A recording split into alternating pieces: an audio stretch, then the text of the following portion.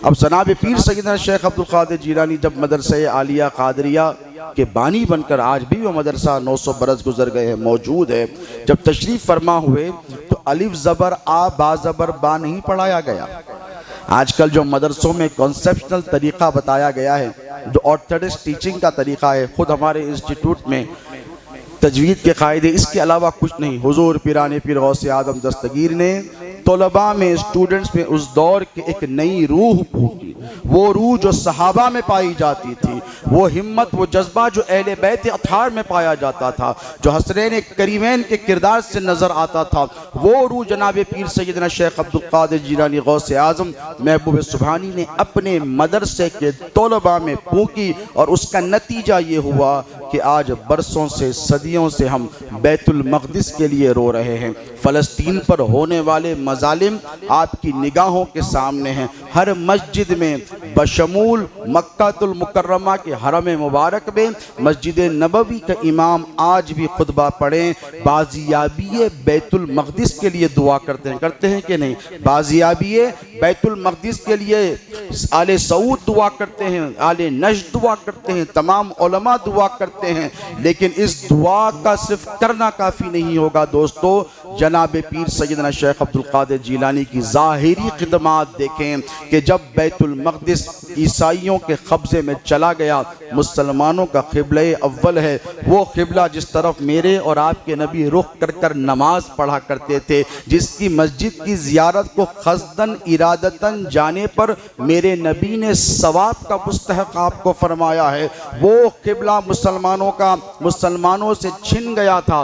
मुसलमानों पर जुल्म, ज़्यादती और बर्बादी की जा रही थी। ऐसी सूरत हाल में जनाब पीर गौसे आदम दस्तगीर ने अपने मदरसे में ऐसे तलबा को पैदा किया। सलाउद्दीन अय्यूबी जिनका नाम आता है, जिन्होंने 6वीं सदी हिजरी में तन्हा, वो कौन थे? गौसे आज़म के मुरीद थे, पीराने पीर के ग़ुलाम थे, पीराने पीर के मदरसे के तालिब इल्म और स्टूडेंट थे। हज़ारों की फ़ौज लेकर अकेले निकले और बिड़ गए और बैतुल मक़दिस को फ़तह कर लिया। सदियों तक मुसलमानों के कब्ज़े व इख्तियार में रहा। ये है सिलसिला कादरिया की खिदमत। लोग समझते हैं कि खानकाह वाले औलिया अल्लाह कोई खिदमत नहीं करते, तो ज़ाहिरी पर्सपेक्टिव से अगर देखा जाए तो सिलसिला कादरिया की जो औलिया अल्लाह की खिदमत है, ये अनपैरेलल है। कोई ऑर्गेनाइजेशन, कोई जमात इन अल्लाह वालों की खिदमत का मुकाबला नहीं कर सकती। हिंदुस्तान में इस्लाम आया, सब जानते हैं, आना अलग चीज़ है, गालिब हो जाना अलग चीज़ है। अमेरिका में भी आया लेकिन अब तक गलबा नहीं, यूरोप में भी आया, स्पेन के सिवा गलबा नहीं, लेकिन हिंदुस्तान पर 700 साल मुसलमानों ने हुकूमत की। पता है किसका फैज़ करम था? ये अल्लाह वालों का फैज़ करम था, दुनिया वालों का नहीं। लोगों को यहाँ पर मुगालता ये हो जाता है, लोग ये समझते हैं कि औलिया अल्लाह, औलिया अल्लाह। हमने कहा भाई आपको औलिया अल्लाह से इनक़िबास है या फिर अल्लाह से? जब बात की जाती है औलिया अल्लाह की, तो हम इन बंदों को अल्लाह की तरफ मंसूब करते हैं। यहाँ पे शिर्क व बिदअत और खुराफात की बात कहाँ से आ गई है कि नहीं? किसी भी अल्लाह के वली से हमारी जो मोहब्बत और अक़ीदत है वो किस बुनियाद पर है?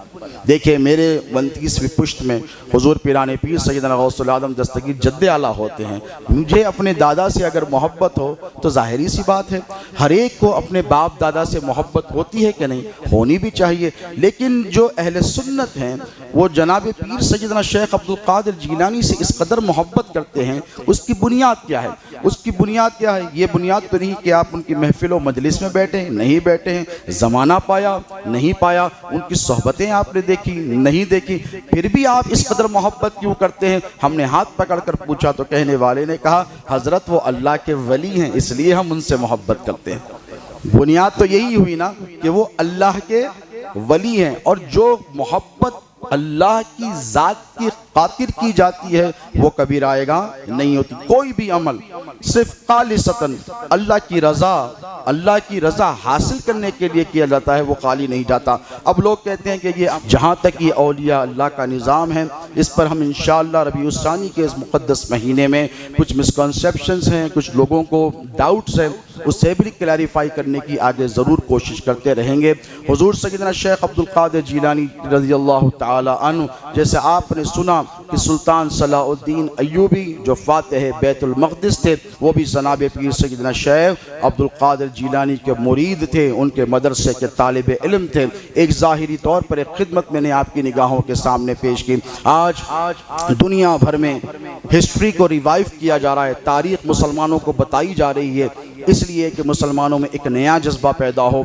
अर्तरुल गाज़ी की सीरीज़ बड़ी मशहूर है, मैं ये नहीं कहता कि उसे देखना चाहिए नहीं देखना चाहिए, ये अलग टॉपिक है, लेकिन तारीख़ को पलटा नहीं जा सकता। 7 सदियों तक 3 कॉन्टिनेंट्स पर जिन लोगों ने हुकूमत की है, ला इलाहा इल्लल्लाह मुहम्मदुर रसूलुल्लाह का परचम लहराया है। एशिया उनके कब्ज़े में था, अफ्रीका उनके कब्ज़े में था, यूरोप उनके कब्ज़े में था। मुझे कहने दीजिए वो कौन लोग थे, तो कहना पड़ेगा अर्तरुल गाज़ी हो कि उनका जो खिलाफत उस्मानिया का सिलसिला हो, ये सब के सब जनाब पीर सैयदना शेख अब्दुल क़ादिर जीलानी के सिलसिले के मुरीद थे।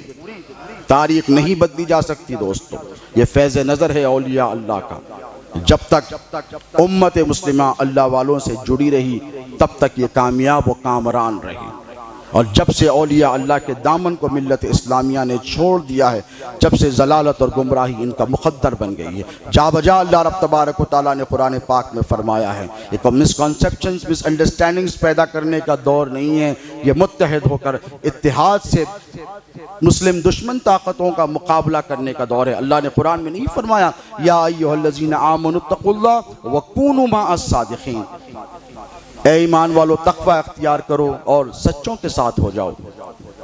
ये एक बहुत तवील डिस्कशन है जिसे हम इंशाअल्लाह वक्तन फ़वक्तन आपकी खिदमत में पेश करते रहेंगे।